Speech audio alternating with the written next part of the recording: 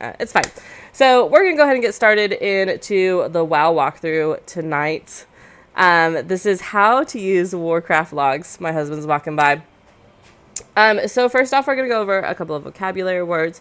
Not too many tonight, as we've already discussed a lot of previous vocabulary words.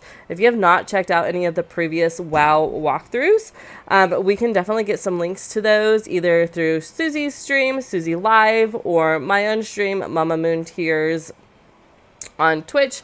We also plan on getting them up on YouTube here pretty soon. So first vocabulary word is min-maxing. This is a saying used in a lot of different not only video game references, but also outside of video game, but it's referring to maximizing a desired skill or result. And because you're maximizing that, you're often minimizing other talents or properties that don't contribute to that actual desired build. So here in WoW, for DPS players, they want to maximize their overall DPS and minimize anything that doesn't contribute to that. Excuse me. As a healer, I want to maximize my overall heals per second and also the survivability of my mana. Anything that doesn't directly contribute to that, I want to minimize. Tonight we're going to be doing an analysis, which is a detailed examination of anything complex in order to understand its nature or determine its essential features. A thorough study. Y'all, I'm very analytical. I love doing these. If you watch this video and you still are not sure how to use Warcraft Logs, send me a personal whisper, either in the Unity Discord or myself in game, and we can go over your own logs so that you can also improve. And then the only other vocabulary word we have for tonight is dodgeable mechanics. I think some DPS have never heard of this term before. Can I get an amen on that one? Because there's some that just like to stand in everything, but mechanics that are meant to be avoided. Y'all, there are mechanics like that. Historically, in the past, during WoW, it used to just be fire. Like, if there's fire on the ground, you just stand in that. If it was red on the ground, don't stand in it. Now it can look a little bit different per fight. So, for example, Nemu, which would probably be the log that we go over for tonight. And Mythic mode, there's these green lines that travel across the floor. They're not red at all, but you're not supposed to stand in them. There's these blue lines on the floor. You're not supposed to cross over them. So it does look a little bit different now. But the idea is the same. There are mechanics that you are meant to dodge. And there are also, if you are not familiar with a fight, then there's also add-ons like GTFO that can let you know audibly that you are standing in something that you weren't supposed to be standing in. All right, next up, reasons to use Warcraft Logs. The number one reason that everyone uses it for is to determine how well you are performing in comparison to other players that are the same spec as you in the current season's progress. I think 99.9% of people stop right there. Y'all, if you're listening to this and you stop right there, that's okay. We're going to teach you how to use these other three tools. That way, when the next time you go back to determine how well you did compared to others, your comparison goes up. And then you can go through and use the tools again on your own.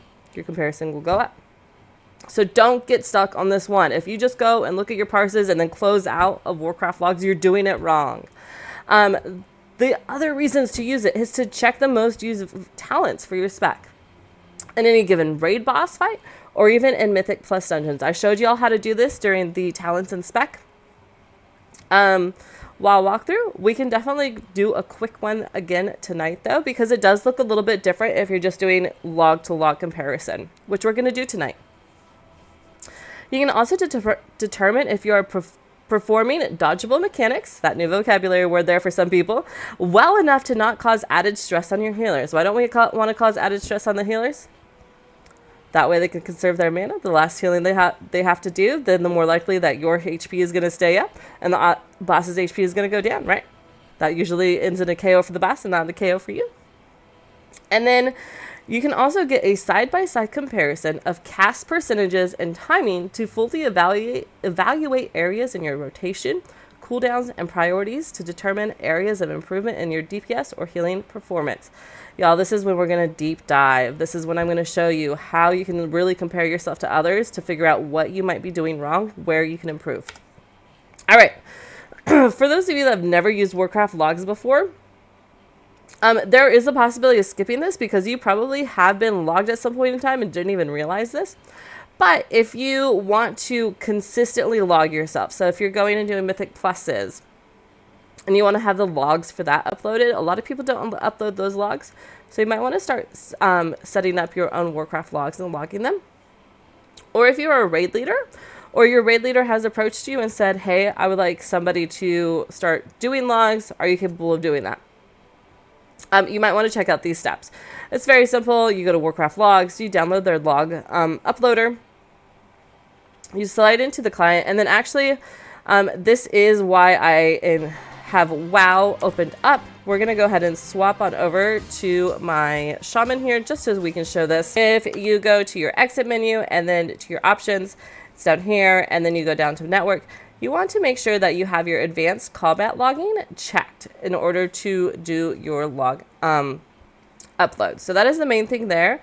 And then when you have everything set up, you're just going to simply type combat log. And it says combat being logged to logs. Wow, combat. I'm going to turn that off. To turn it off, you just type that same thing again, hit enter, and now it says combat logging disabled. All right, we're going to go ahead and exit game. Make sure my Discord is still working. Perfect. We are going to go ahead. So the only other thing with the logs, I'm going to go ahead and pull mine up here for y'all, is there's two different options. There's live logging and uploading a log. Live logging, as it says here in our slide, it is immediate upload. So basically, as you kill a boss, as you do a mythic dungeon, it automatically puts it on the website. This is really awesome tool to use. If you're in a raid and you're wiping on a boss and you're a raid leader or you have a raid assistant that's trying to go through and figure out what's causing the wipes, who can improve where, who's taking too much damage where. It's a great tool to use. But it can be extremely taxing on computers, on, whatever internet or whatever systems you're using. I put systems because I know some people use multiple computers. Or there might just be a particular part of your computer that just cannot handle it. So those, for those of us that cannot handle that, there is another option, and that is the upload a log option. The really great thing about this is you can split a log. This is where you can take bosses out, put other bosses in. If you are uploading multiple dungeons, like if you did 2 Mythic Pluses back to back, you can separate those into logs. You can choose to not upload some of them, but you can choose to upload some of the others. All right, so we are going to go ahead and take a look at the website itself. Someone can keep an eye on that. So we're going to go ahead and pull up my Resto Shaman. Moontears on Illidan. And I typically, when I am looking at logs, I want to go and look at my worst one. Why? Because I have the most room for improvement. So we're going to go ahead and look at Nemu. Yes, I am a healer, but there are these tools that I'm going to show you guys tonight can be applied to DPS, can be applied to tanking, can be applied to healing. So please just keep that in mind when we're doing this. So the very first thing we're going to do, this is something that once again I taught y'all how to do during the very first WoW walkthrough, is we're going to take a look at my spec, make sure that it is good. So I went ahead and opened a new Warcraft Logs here and go down to Nemu Mythic. We're going to go to Healing and just pull up Resto Shamans. That's what I play. And then we're going to pop that out. And we're going to do a side-by-side comparison here. We're going to scroll all the way down to the healers. And we're going to pull up. So this is my spec. It does look a little bit different when you're doing it this way. So just realize that, like, when they're bunched up like this, that's like the top of the tree. And then as you, like, this one's down, that's the second level of the tree, etc., etc. So it does take a little bit harder to get used to that. But it is very doable. So we can just go through my spec, make sure that everything is looking right. I let people know that, if it's 90% or more, you probably definitely want to be taking that spec. If it's less than 75%, 50% especially, that's going to be something that's questionable. That's going to be based on your raid group, your own personal playing style. And if you are struggling, that's going to be one that I immediately is going to look at and say, is there an area that we can improve? So we're going to look all four on the top tree, and then I just have astral, that guy, whatever it's called. We're just doing this really quickly because I really want to get into the thing of it. So here I'm looking at this row, which is equivalent to this row. And yes, I do this with everybody, even if they're like, hey, I've been reading for so long. I say, let's start with your spec, because sometimes, especially with some of the bosses that have interesting mechanics, that might be where things are wrong. So for example, everyone here is spec'd into Graceful Spirit, and it reduces our cooldown for Spirit Walker's Grace. That might be a talent that I want to pick up somewhere and drop something else so I can take it, so that I am able to move and cast more. It's one that I am missing. See, that one has 3 there. I only have 2. All right, let's look at the actual talent build. Make sure I'm doing the right. I'm going to start from the bottom this time. So 3 there, got 3 there. Just that one. And then all those. So this one, I am spec'd into this Spirit Walker's Title Totem. Only 67% take this particular one. I am one of those people. I absolutely love that talent. And then this one, like, that's a questionable one. Do we really have to take it? Not so sure. If it was someone that was really struggling and they had this talent, I'd be like, is there one that you could take that might be better, like a 90% one? So for the most part, my talents should be good. I try and stay pretty on top of these, but there's always a possibility of making a mistake. For example, I have to use my Toxic Cleanse totem on the prior fight for that. So there could always be a time that I forgot to switch my Toxic Cleanse off. All right, my spec looks good. So what are we going to do now? First off, I want to look at my raid comp and how long our kill took in order to find some logs that resemble mine. Yes, I do want someone that's better than me that I can compare to so I can see areas that I can improve in, but I want someone that has a similar build as far as their rate goes. Why? Especially as DPS, because we're going to look at how many times you cast certain things, what timing you had with those. So for us, we had a 7-minute kill. If I take a 7-minute log and compare it to a 3-minute log, there's going to be a huge discrepancy on how many casts you have.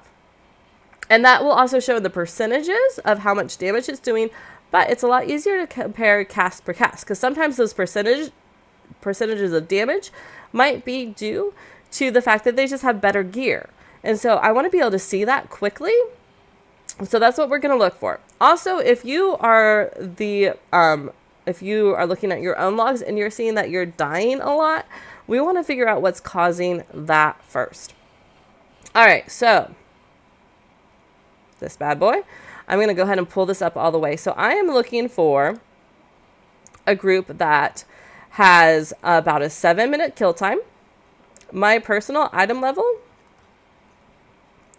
is 487, so I do want to keep it around 487. And then also, if I got externals. I know I personally did not get externals, but this is a huge thing for DPS. If you got PI, you want to find someone that got PI. If you have 3 Aug Evokers in your raid, you want to find someone that has 3 Aug Evokers in your raid. If you don't have any Aug Evokers in our raid, we did not have any on this kill. I want to find someone that doesn't have any Augs, because they're going to buff you. You need to pay attention to these things when doing comparisons. So I'm looking for a 7-minute kill, no Augs. So what I'm going to do is also, before I go looking, I want to make sure I keep it in a language that I can read. It doesn't help us any if we cannot read it. So I'm just going to go ahead and put it into the United States. Does that limit on some of it? Yes.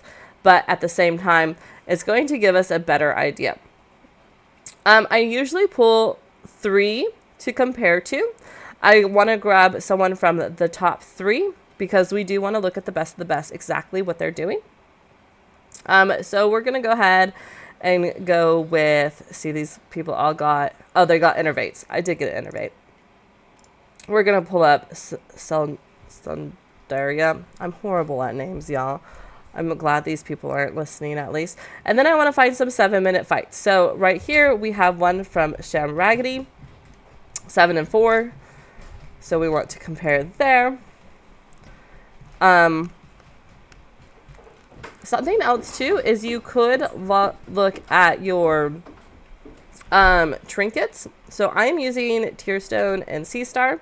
If you want to see a way how to see that quickly, like maybe you got some gear improvements, you can see all the gear that you had on at that kill right here.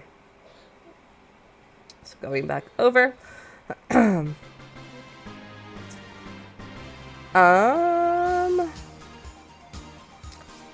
going to go ahead and grab this 731 because I think that's really close to ours.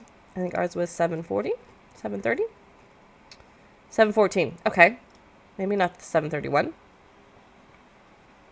713. All right. So we got 3 people to compare to. Why do I pick 3? We can get a round idea of, you know, if someone's kind of crazy and doing something weird, we can usually pick that up if we look at the 3. So I'm just going to click on the particular person. Like I said, you can do this with anyone. If you're a mage, you want to find the same mage as you, same spec. And then you want to click on them and look at their spells. I just realized I skipped a whole entire part of this presentation that I wanted to do. So we're going to come back to this. Circle back. That's right. Thanks, love. Has been given things. So one thing that we do want to look at too, we talked about it in the slides. This slide right here is determine if you are performing dodgeable mechanics well. So we're looking at Mythic Nemu. This is where your knowledge of the fights needs to be sharp. So you're going to be going to damage taken. And I'm going to leave it up here because you kind of want to get a comparison of the overall raid. And so all abilities, I look pretty decent. I'm doing all right. Now there's 2 things in this particular fight.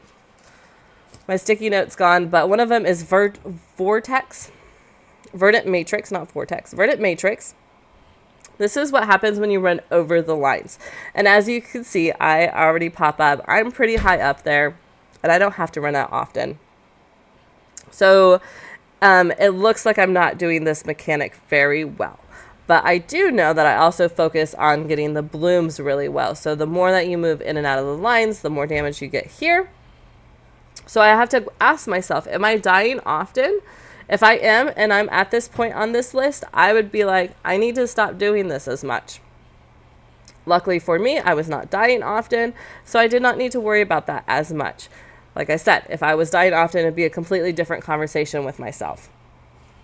The other mechanic is Loom, and I think, oh, no, it's working correctly tonight. Sometimes you had to pick it up. This is the one on Mythic Nemu where when the lines go out, it hits you, it stuns you, it does a crap ton of damage. I did not take any Impending Loom, so that is awesome. I get an A+ on that particular mechanic. Those are the 2 dodgeable mechanics in this particular fight. You need to know the exact ability because as you can see, you have to look it up by the spell name. Does this take some time to figure out in reading? Yes, and sometimes that's what you have to do. So at one point in time, when I didn't know what they were, I had to pick, okay, let's read this. You know, start with Surging Growth. That's the just ticking damage that goes off from the blooms. It doesn't matter if you're standing in them or not. Everyone gets the tick. So that is globally should be about the same. Verdant Matrix. That's the draws the dream weaves on the floor. Okay, this is the mechanic that's on the floor. This is across the battlefield. We know what we mean, though. All right, let's get back into the actual healing aspects of things. So we already pulled up everybody else. We have their heals and their cast as this. We want to get myself on that same page, so I'm going to click on myself, and then we're going to do our side-by-sides. Oh, so many options. So many options. All right, here we go. So remember, this first person that we pulled up was that number 1 person. When looking at this person, I do want to be realizing that I'm not that number 1 person. And so they might have a little bit of extremes compared to ourselves.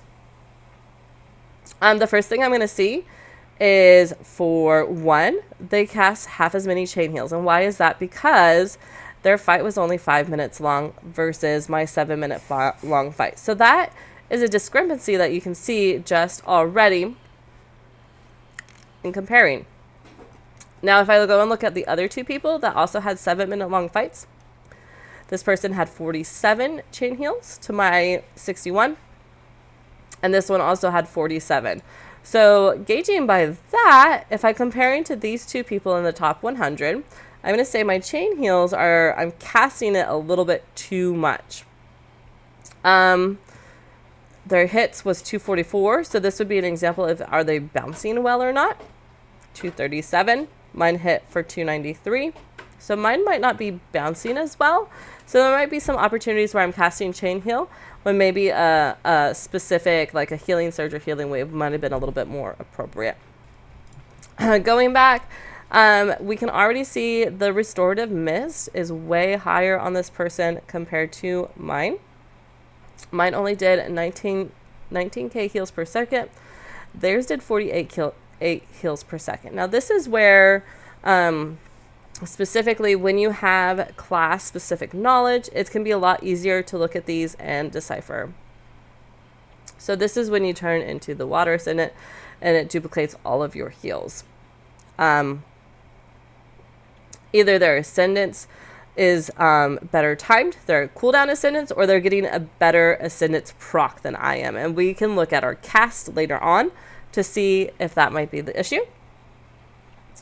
My cloudburst to their cloudburst. My cloudburst was higher but did less, which makes me wonder. And then also their riptide. They only cast 49 riptide to my 69. Once again, that's a timing fight, right? So let's look at these other people. I cast 69 riptide. This guy cast 70. So I'm patting myself on the back here. I cast enough riptides. This guy cast 71. So that's a good sign. My riptide is right underneath the chain heals like there are, with a similar amount of cast times. So having this first person, the number 1 person, is a great comparison, but can also be, you know, it's that time difference is going to have a huge impact all across the board. No matter if you're a DPS, if you're a healer, a tank, that time difference is going to make a big difference. So a lot of times once I get to this point, I usually go to the other 2. I wanted to take a quick look to see if there was anything significant. I'm thinking my ascendance might be better timed somewhere else. I also see that their leech is a lot higher than mine, so I'm going to mentally think about that later on too and check out their gear. All right, so we're going to be looking at Shamraggedy and Manti mostly for the next little bit because I want to get a great comparison. Another thing that I'm noticing right away, Shamraggedy is casting Healing Wave. Y'all, you will not see a single Healing Wave on mine. Uh-oh. Do we have a problem? We do, because also Manti is casting Healing Wave. What does that mean? It means that these extra 61 compared to their 47 casts of Chain Heal would be better spent in Healing Wave. Why? Because Chain Heal is very mana intensive. So if I am overcasting my Chain Heal, I'm going to run out of mana. These folks are probably handling their mana way better than I am. All right, let's get back into it. Just going to go through Healing Rain. I do pretty good about keeping my Healing Rain up. I have 18 cast of it. This person is, am I missing it? This person is not focusing on their Healing Rain much at all. That's interesting. This one also is not keeping it up nearly as much. Let's look at our number 1. Healing Rain, no cast on that one. I'll show how many times they're casting it. So that might be something that I need to go and look at cast-wise. Why I have a lot of Healing Rain cast. and these other people do not. So that's something that I can be spending my mana elsewhere. If you're a DPS, that would be, can I spend my global cooldown elsewhere? Can I spend my whatever resource, my energy, focus, whatever it is, elsewhere? My tidal reservoir should be pretty spot on. I'm going to look at percentages here. So 5% compared to 4.8. 5.1 compared to 4.8. And then leech. And then the other thing I knew I was going to need to look at is this earthen wall totem. I've been having a real struggle figuring out a good spot to use my earthen wall totem on this particular fight. That is just, through repetition, I'm noticing I'm not finding a good place to put it. So I only have 5 casts of it. This guy has 7. Shem Raggedy has 5. I can look, is mine doing much more? So no, I'm probably, that's something lightly that I don't need to focus too much on. Something I see here, this guy got 4 casts of his Ancestral Guidance off. I only got 2. And so you can see that did quite a bit more healing for him. Twice as much. What an idea, right? If they get twice as many casts, this guy got 3. So it is up there. So I need to use my Ancestral Guidance better and more often. Healing Tide, it is a 3-minute cooldown, so I'd expect only 2 from each of these. This guy got 3. And then a lot of these are going to be trinkets. Smaller things, like the necklace, that aren't as big. So typically when I'm looking at the cast, I usually look at only the top 4 or 5, unless I have very big awareness of that class that I'm working with. All right, so something that I was looking at, we were talking about, was Ancestral Guidance. Not Ancestral Guidance, Ascendance. But we can definitely look at the Ancestral Guidance, though, too. So we're going to hop on over to our cast timers. I see this kind of a similar screen, but it is a little bit different. And this can look at the actual timing of each cast. Now, why is this important? Is because the majority of fights are now on timer basis. The same spell comes out at the same time. So if you are, as a healer, are predicting those spells, then you can pre-cast or pre-plan for big areas of damage. If you are a DPS, the same idea happens. You can look at your rotation and go, am I going through my rotation correctly and hitting my cooldowns correctly compared to everyone else? So for example, if we just wanted to look at Riptide compared to everybody else, I did have quite a few more Riptide casts than everyone, I think.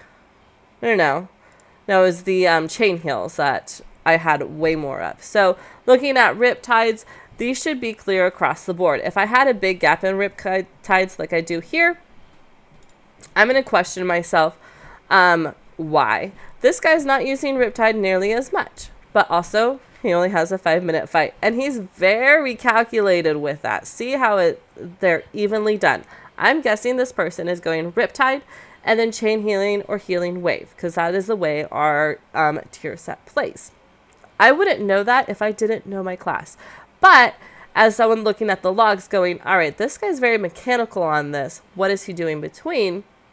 Bring that to the person that needs the wow analysis, and then go, oh yeah, we're supposed to cast this, and then we're supposed to cast that. I'm like, okay, are you casting this and then casting that? And be like, maybe not, right? All right, let's look at a different spell. So one that I was really curious on was Ascendance. Where did I cast my Ascendance compared to theirs? Because theirs did a lot more healing. But that could also mean that they're getting more Ascendance procs as well. But I can see here where everyone's casting theirs. Now, this could also be based off of the particular mechanic in this fight. So in our fight, I saved my mechanic for one of the situations where I'm solo healing aside because I want it there, and I'm using my Ancestral Guidance for another point. So I do want to keep that in mind, like I'm using it specifically in these areas, And here's the reason why. Are they using something else in those areas?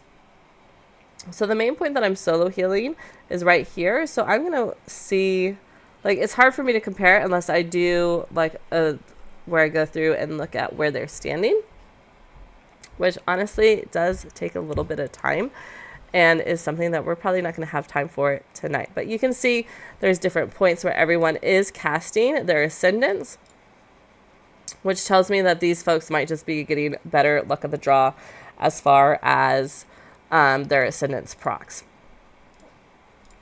Now, something that could happen when you're looking at some of these, like say if his uptime's better than mine because he's very mechanical about it. Say you had something in the other screen where you had a spell that you cast the same amount of time for the same amount of time that you guys were both in. So you both had 7-minute kills.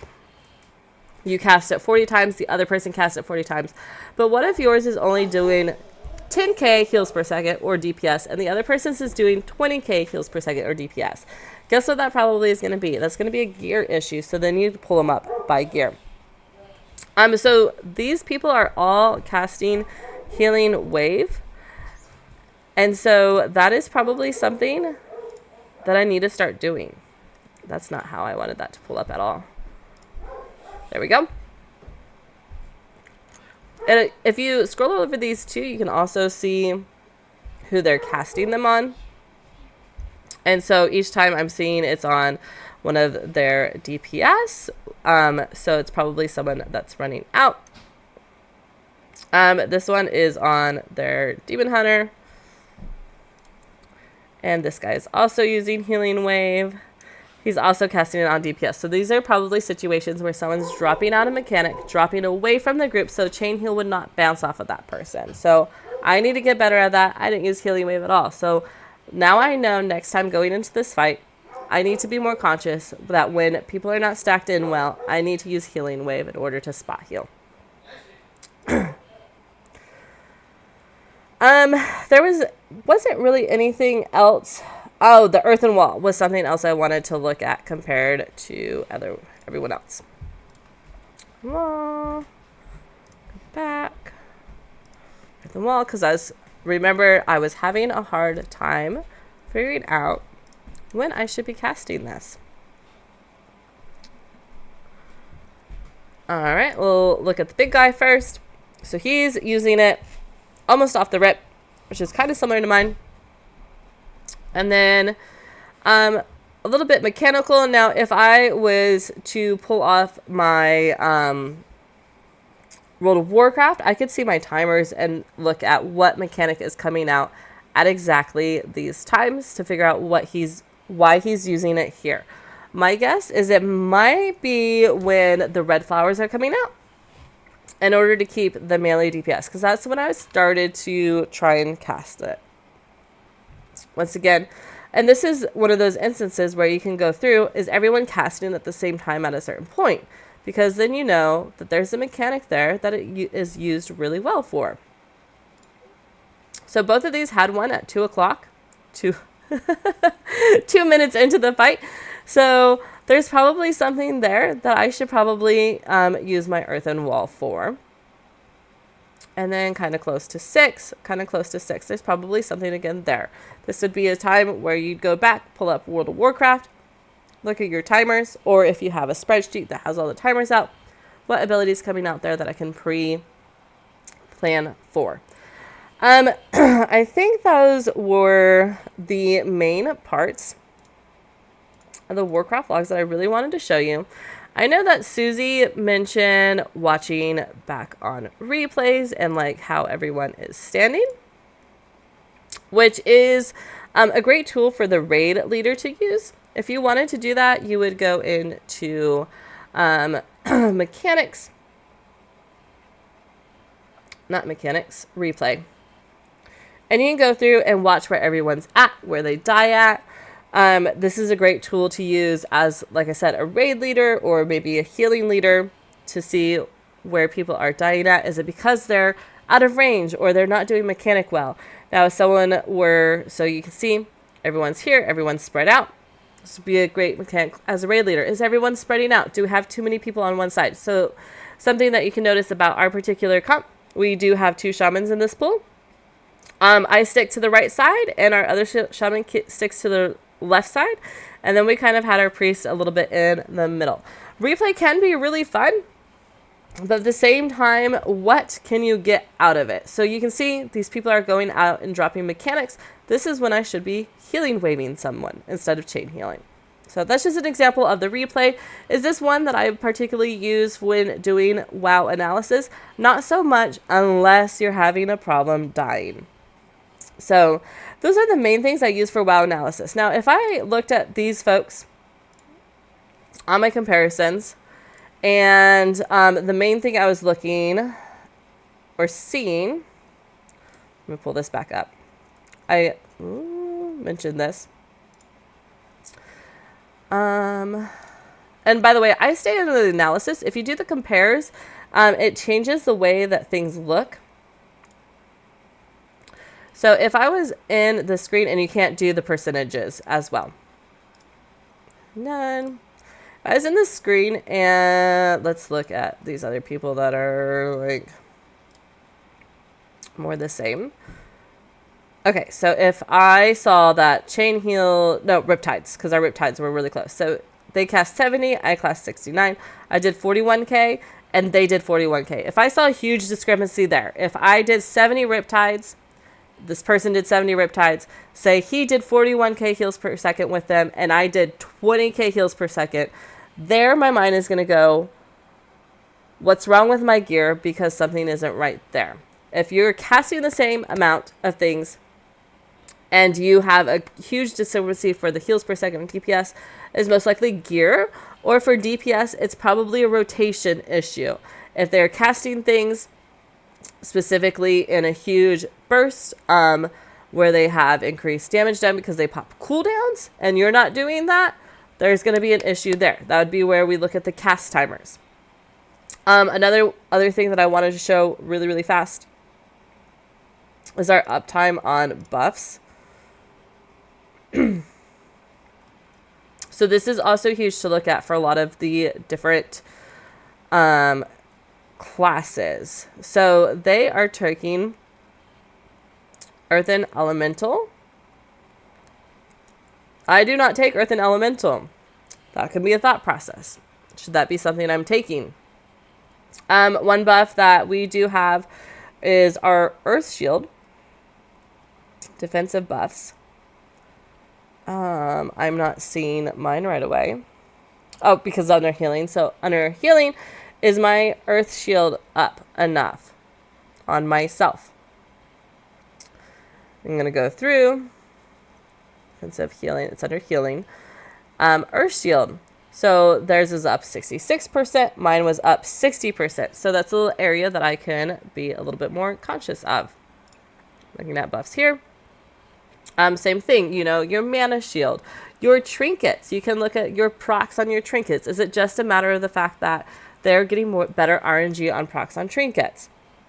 Why are they getting better RNG on procs on trinkets? It's because do they have more haste, and so they're just getting more cast off too in order to proc the trinket. These are all thought processes. Those are damage buffs. Did I click on the wrong person?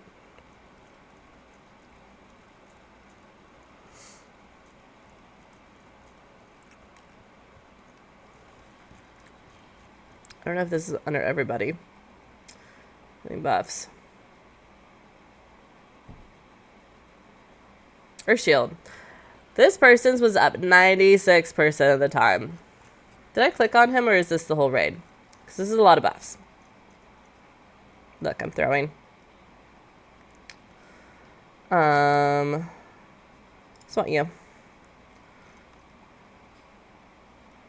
Oh, there's not nearly as many.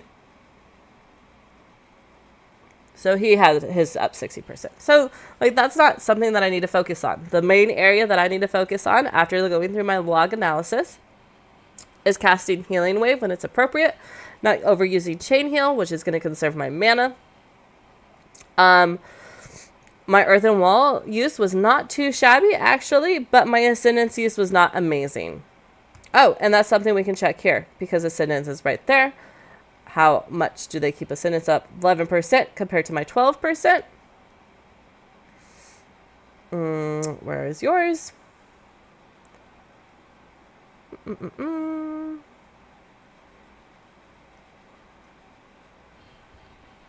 not seeing it, y'all. I see the atonement.